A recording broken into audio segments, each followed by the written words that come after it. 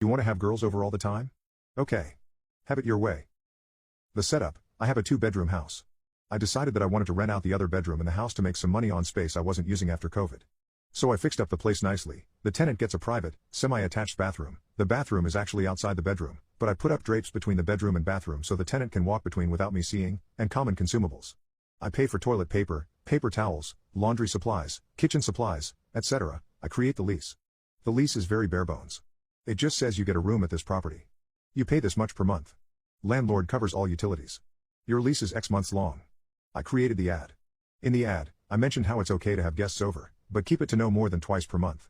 I did not put this into the lease agreement. You can see where this is going. I do a showing for a prospect, T. I tell him the guest policy and he seems just fine with it. I do the rest of the showing and all seems grand. He signs the lease agreement and moves in. The problem: the first month is grand. Anyone can fool someone for a month. But eventually, you return to bad habits. His bad habit was women. He would have women over 4 to 5 nights per week. I did not appreciate this. I pulled him aside to tell him, hey, you're having a lot of girls over. You need to reduce how many girls are over, or, if you're willing to pay a bit extra for having all these girls over, I won't say a thing. He initially agrees with it. The next day, he calls me down and asks to speak with me at the dining room table. It's T and his girl du jour, G. D begins arguing. How can you ask for more money when that's not in the lease agreement? You can't ask for that. I told him the guest policy was in the ad and that we spoke about it when he came here. He said, yeah, but you can't ask for that. If it's not in the lease agreement you can't do that. The guest policy isn't in the lease agreement either, so I pay rent. I can have over whoever whenever I want. G piped in, you just need to take the L on this one and write better lease agreements. I replied to G, you're not on the lease agreement, so I don't give a crap what you think about it. I turned to T, it was in the ad. We also talked about it when you came here. You knew about this. T replied, whoa man, calm down. It's just 6 months, man. That's my lease term. I'll be out of your hair in 6 months. I replied, why can't you stay at her place? G said, that's none of your business. Shut up, G. I don't care what you think. You want a problem, T? You got one. This is not cool and you know it. Why does she have to be here 5 nights a week? She practically lives here.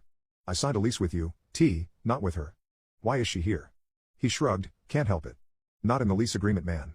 That's what lease agreements are for. I was infuriated. We talked about this. He's choosing to follow the lease agreement. Okay. Fine. What's a guy to do? I want him gone. I don't want T and G teaming up against me in my own house. They walked upstairs and turned on the loud music in their room. Later in the evening, G was downstairs cooking something on the stove by herself using my pots and pans. She's cooking for herself in my house. She's not even a tenant, but she sure is acting like one. G tried striking up a friendly conversation with me, but I just gave her absolute silence for 10 minutes while I cooked. I took my food upstairs. This is war. I'm going to follow the lease agreement to the letter. If I advertised a feature in the ad but it wasn't in the lease agreement, that thing is gone. The compliance: every day I took something away. I first started by removing all the common consumables from the house. He texted me later, man, you removed all the consumables? You need to come down on the rent.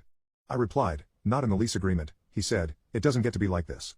I removed the drapes between his room and the private bathroom. I took away the chairs for the dining room table. I then shut off the clothes washer and dryer, circuit breakers were in my room, and left taped up the location of a local laundromat. I also became a filthy roommate. I didn't clean anything. I left bags of garbage wherever I felt like. I never cleaned the kitchen and left the sink full of dishes. Please man, can you clean up? No. I had maid service. Cancelled that. I informed him of the change. Can you come down on the rent, man? Not in the lease agreement. You agreed to a rental price. Come on. And I turned off the breaker to the stove and left out a wall outlet single pot electric plate for him to use. I turned off the microwave. Not in the lease agreement either. I started feeling bad for him. G started coming around less and less as I made the living situation worse and worse. Finally, he texted me, do you want me to move out? I replied, yes, when are you leaving my house? He said, end of the month.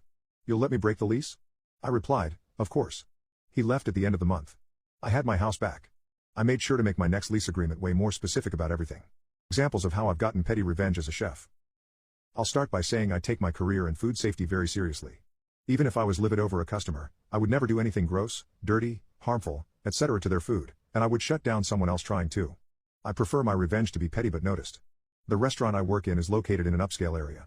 As a result, our customer base is full of entitled, elitist, insufferable people most days. If you have a problem with your food, that's fine. But if you're an a-hole or being petty, you'll get served by Chef Petty. The king of petty. 1. The crouton debacle. This pair of older women came in and were immediately rude to the hostess and server from what I was told, so the server came to give me a heads up that they seemed like a problem. Sure enough, they each start with a Caesar salad and send it right back. Their reason? Some of the croutons were big and some were small, and they'd like croutons that were all roughly the same size. Heard. I put the new salads in the window. One had equal-sized very large croutons, one had equal-sized very small croutons. Like smaller than a sugar cube. They learned not to be petty because they shut up and ate them. 2. In a pickle over pickles. We had a gentleman come in and order one of our burgers. He said extra pickles. We normally do 3, so each extra was 3 more, 12 total. When it went to his table he said he wanted more. I gave him 3 more. He sent it back. At this point, it was time to shut this crap down. I took off all the pickles and scooped through the pickle bucket to find 20 to 25 of the smallest slices I could find. All about dime-sized. Loaded his burger up and it didn't come back. For reference, his original 12 pickle order was more than these 20 to 25 pickles. 3. Could I get some more onions? This regular always comes in and orders her burger with an obnoxious amount of onions. Normally we do 2 rings, she always initially asks for about 30. No bull crap. Then proceeds to send the server back 3 to 4 more times for a small plate of about 15 more. It's disgusting. One day, we were busier than usual when she tried to pull this. Rather than have to keep stopping to accommodate her, I took the biggest red onion we had, pushed it through the slicer, didn't separate the rings, and put the entire onion on her plate. The server laughed her ass off when the lady left because she didn't touch any of the onions. She took great joy in making the server run back and forth, and that was a buzzkill for her. 4. What am I supposed to do with this? We had a regular nightly customer place the same order for pickup 15 minutes before closing every night for 4 months straight. We hated her, because she treated all staff she dealt with like crap, made ridiculous demands, then no matter what, would send it all back to be refired even though nothing was ever wrong with the order. One particular thing she'd do is order 6 shrimp pasta dishes and request 3 additional portions of shrimp for each one. But she didn't want the shrimp on top as it comes. She wanted it on the side. No big deal, other than how she wanted it. She didn't want it all together. She didn't even want the 4 total portions for each order together. Nope, she wanted each of the 4 portions for each of the 6 orders separately packaged. That takes a long-ass time to do, way more than necessary, all because she gets off on being difficult. So I wasn't having it one night. We knew she was coming, so all total I knew I needed 288 shrimp.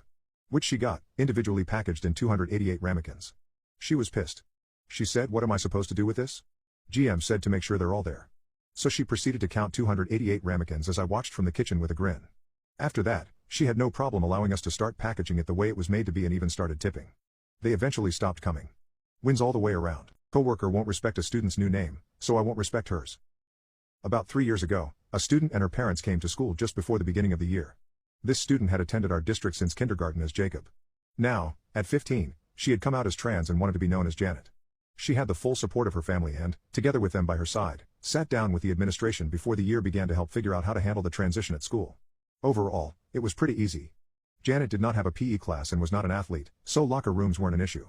She was, obviously, not comfortable using the boys' restroom and knew a lot of girls would be uncomfortable with her using the girls' restroom.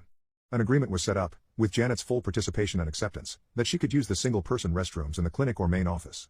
The only issue was her name in our grade management system. The way the law worked in our state, students' educational records, which our grade management system was considered a part of, had to be in the student's legal name. We could not change Jacob to Janet without a new birth certificate or legal name change document. Since Janet was not legally transitioning yet, a workaround was found.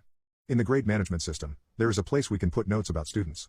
Usually, they are reserved for things like please contact mom on her work number during the day or dad may not pick the student up without mom's permission.